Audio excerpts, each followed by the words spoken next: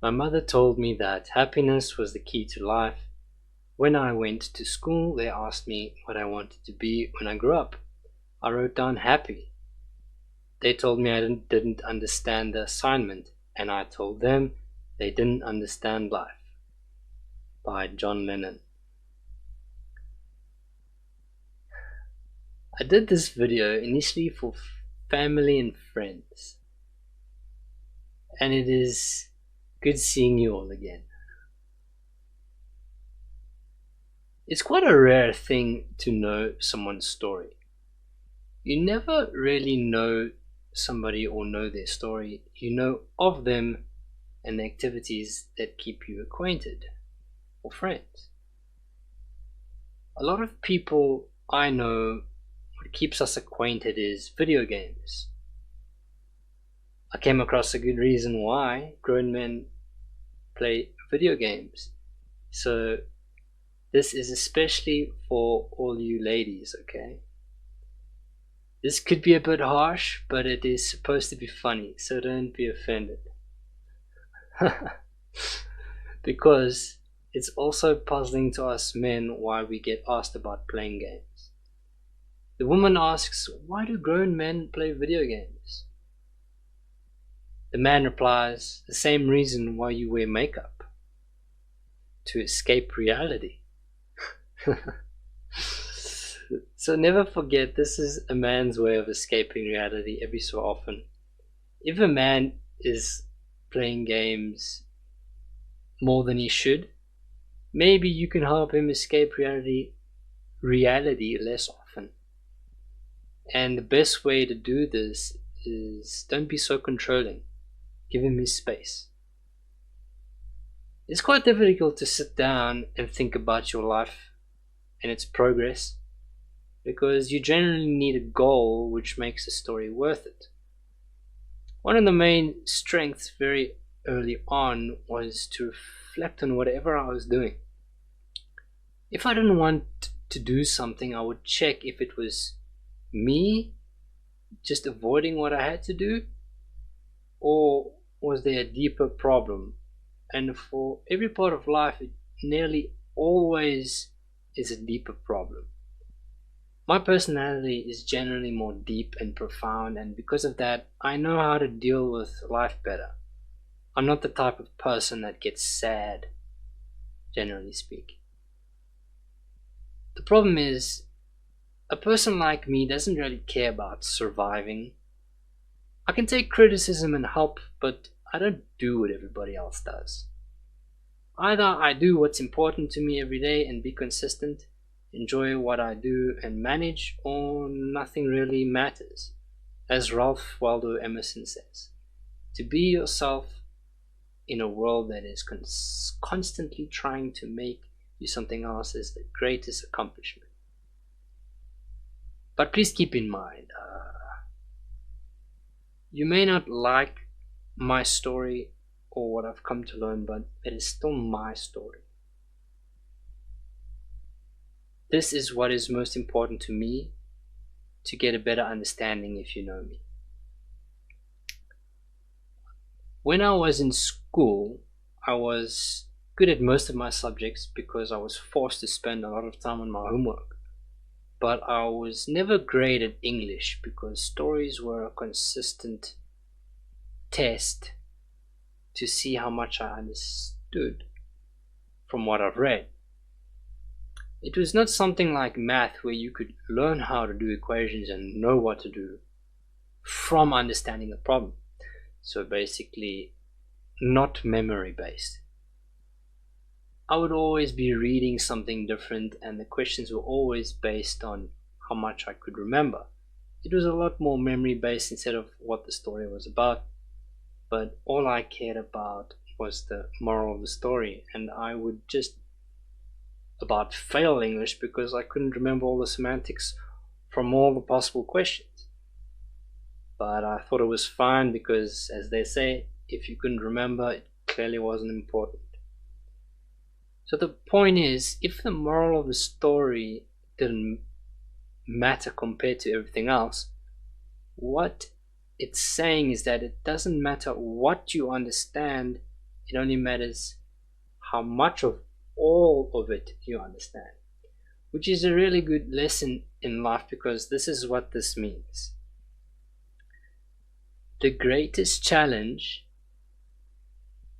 in this life is to know enough about a subject to think you're right, but not know enough about a subject to know when you're wrong. That's a deep one. So one of the biggest problems with the way the tests are done, it's way too rushed and you can't get everything all at once. And this is a subtle way of which we are programmed for the rest of our lives, which is you are impatient to want to know everything at once. For me, focus on one thing. Because you can do anything or be anything, you just can't do everything. The really important point is if you're trying to hit the pass mark on everything, it means you don't care about something specific as well. So I started to think people in general were average at everything. Most were more interested in their friends than school. I dropped out of school because I thought if I don't actually want to go to learn something specific and get better at it every day, and I will just end up doing what I don't like for the rest of my life. So I saw this was the pattern of life. Do what you're supposed to do and go find work.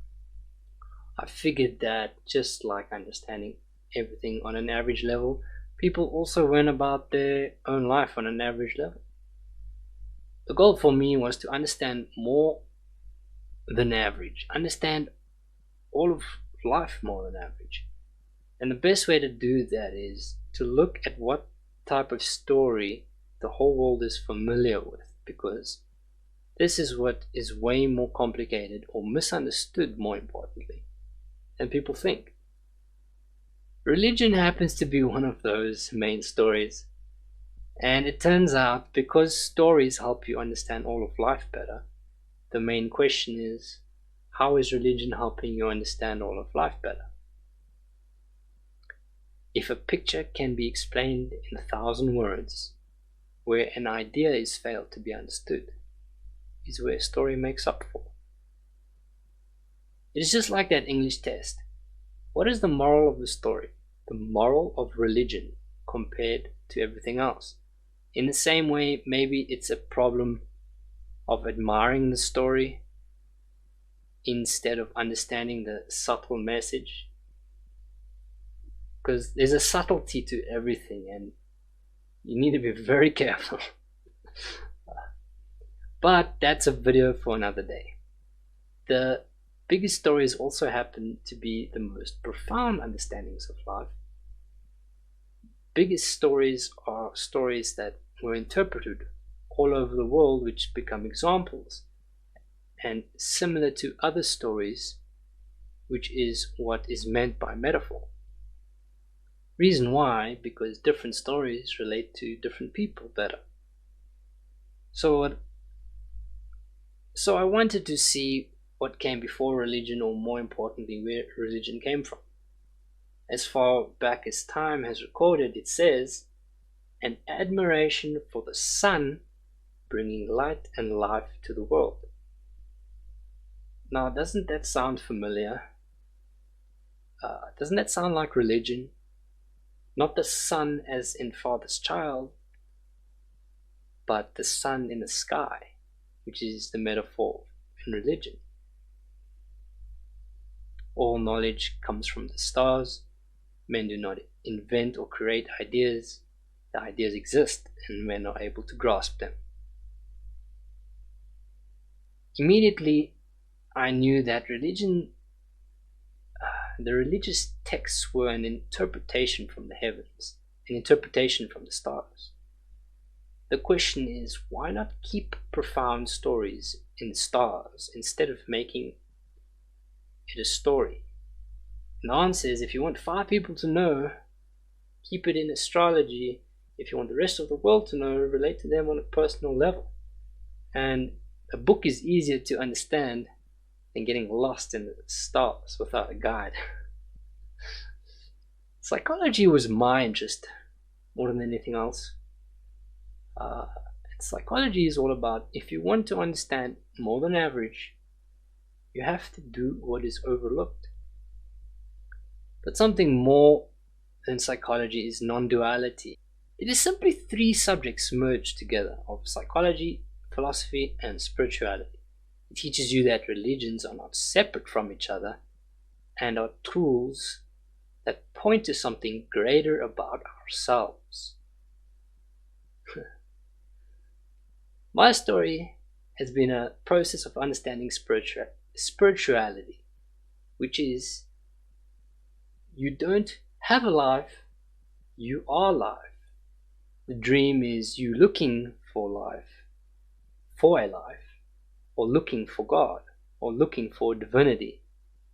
But all of this universe is that word, God. But like I said, that's a video for another day. So my story and how long it will continue has a price to be paid. If I do not want to play this game of life, I have to ensure that I'm learning and sharing as much as I can to help people with life. So this lifestyle can be really difficult, but it can be extremely rewarding because I don't ever have to ask, what is the point of life? And so finally in my journey, I'll end with a simple quote. Since so much conflict, coming to terms with God in life, and conflict by definition is misunderstanding. But always remember, this is really important. There is a peace in what you believe, no matter what the truth is. Better to have peace than no peace at all. This is extremely, extremely important. One of the reasons why religion is necessary. It is easier to find what is wrong in anything, and always harder to find what is right. If it was easy, it would not be profound. One of the reasons that I personally feel that makes me different is all the things that has hurt me in life I paid very close attention to, and those that have been hurt have the greatest ability to heal.